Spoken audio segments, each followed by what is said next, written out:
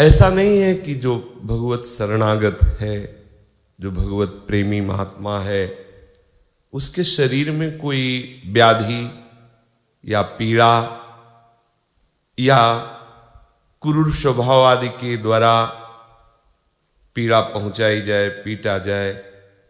बोले तो भगवान के जन है, किसकी सामर्थ है कि इनके साथ ऐसा व्यवहार कर सके?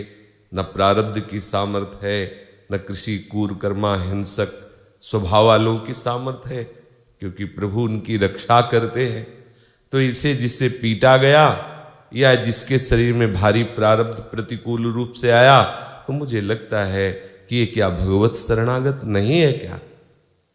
कभी ऐसा संशय न करना। श्री सनातन जी भगवत अवतारों में से हैं, कोई जीव कोटि के महापुरुष नहीं है। पूरे शरीर में वो मवाद युक्त खुजली, जैसे करो पीप निकल पड़े, ऐसे पूरे शरीर में। रामकृष्ण परमहंस जी भगवत स्वरूप महापुरुष है। बड़ा भयंकर कष्टप्रद गले में कैंसर। किसी भी महापुरुष के जीवन चरित्र को देखो, जिनके आप चरित्र को प्रकाशित रूप से थोड़े अंश में देख पा रहे हैं, तो हो सकता है उसमें वो विवरण ना हो जो उनके जीवन में आया, कृष्ण पक्ष वाला, उसको न रखा गया हो। वह क्या, हर भक्त के जीवन में, स्वयं हरिवंश महाप्रभु के भी शरीर में व्रण हुए, घाव, पीब हुआ, दिखाई दिया, बड़े बड़े फुंसियां फूल ऐसा पूरे शरीर में निकल आया। तो वहाँ विद्वानों ने, चूंकि व्यास मिश्र जी अद्भुत विद्वान ज्योतिषाचार्य और लोक समाज प्रिय और ऐश्वर्य संपन्न, तो उन्होंने सलाह करके ज्योतिष से विचार के कहा कि हरिवंश चंद्रजू के ग्रह विपरीत हैं, इसलिए शरीर में ऐसा है। तो महाप्रभु से कहा गया, ग्रह शांति के लिए कुछ उपाय कीजिए जो बताए जाए। महाप्रभु ने 2 जो पद लिखे हैं स्फुट वाणी में, उसमें यही लिखा है।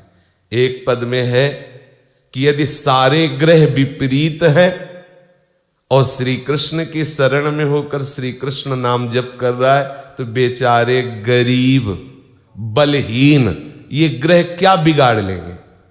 और एक पद में कहा कि सारे ग्रह अनुकूल हैं, लेकिन गोविंद से विमुख होकर तुम्हारा जीवन व्यतीत हो रहा है, तो ये ग्रह तुम्हारा क्या सहयोग कर लेंगे।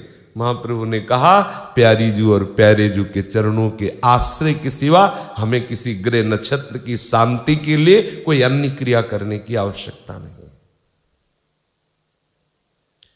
बड़े बड़े महाभागवतों के जीवन में भी अनंत जन्मों के कर्म परिणाम से विपरीत परिस्थितियां देखी गई। जैसे परम पवित्र, परम जितेंद्रिय भीष्म पितामह महाभागवत, जिनके द्वारा स्वप्न में भी शास्त्र विरुद्ध आचरण की वृत्ति नहीं उदय हो सकती, जागृत में तो संभव ही नहीं, स्वप्न में इसलिए कह रहे हैं कि उसमें शक्ति अपनी पूर्ण बुद्धि की नहीं लगती, क्या मन संकल्प कर ले। लेकिन ये उस कोटि के महापुरुष हैं जिनके स्वप्न में भी कभी शास्त्र विरुद्ध वृत्ति का उदय नहीं हो सकता, क्रिया और चेष्टा तो बात जाने दो। और आजीवन श्री कृष्ण प्रेम में उन्मत्त रहने वाले महाभागवतों में भीष्म पितामह जी, और 6 महीने बाणों की सैया पर। आश्चर्य है, आश्चर्य है। इसलिए यहां अगला जो ब्रह्मा जी स्तवन में महामहिमा में सूत्र दे रहे, बोले एवात्म कृतम विपाकम। ये जीव विविध शरीरों में गया है पीछे, हो सकता है इसके द्वारा ऐसी गलतियां, ऐसी त्रुटियां हुई हो जो अक्षम्य हो। उन महान अक्षम्य अपराधों का मार्जन करने के लिए अतिशय दुलार करके मेरे प्राण प्यारे प्रभु ने जो विधान किया और वो इस शरीर में आकर प्रकट हुआ, उसे उत्साह युक्त होकर के, ये नहीं कि निराशा युक्त होकर के कि हाय प्रभु का भक्त हूं, प्रभु का नाम जप करता हूं, फिर भी मुझे शारीरिक कष्ट है, मेरे सामने ऐसी व्यवस्था आ गई है, ऐसी परिस्थिति आ गई। नहीं, भक्त ऐसा कभी नहीं करता और ना ही करना चाहिए। यद्यपि जब परिस्थिति आती है तब आपकी स्थिति ही काम करती है, बुद्धि काम नहीं करती। आपकी जो स्थिति होती है,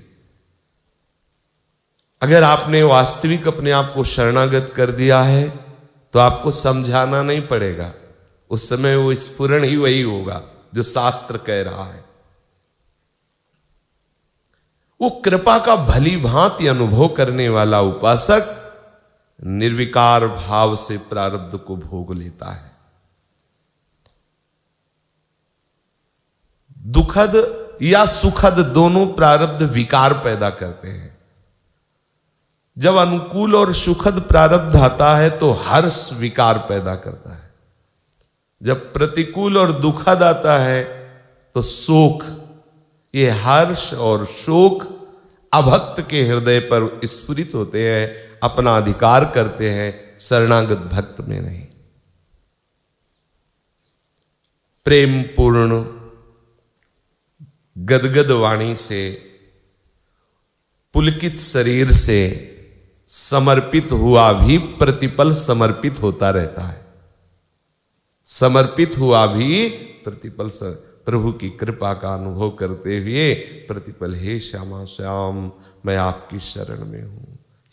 यदि नहीं समझ में आ रही बात हमें तो इतनी तो समझ में आ रही, चाहे सुखद परिस्थिति हो चाहे दुखद, हमारे श्यामा श्याम ही हमारे जीवनाधार हैं और उनकी तरफ से जो पास होगा वही आपके पास आएगा।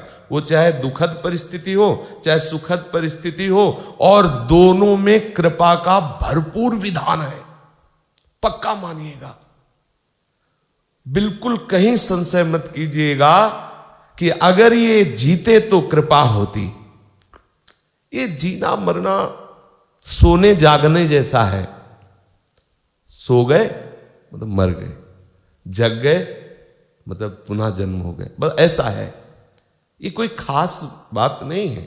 जीना हमारा विश्राम स्थल नहीं है, विश्राम स्थल है प्यारे जू के चरणारविंद। हम जीते तो इन्हीं के लिए हैं।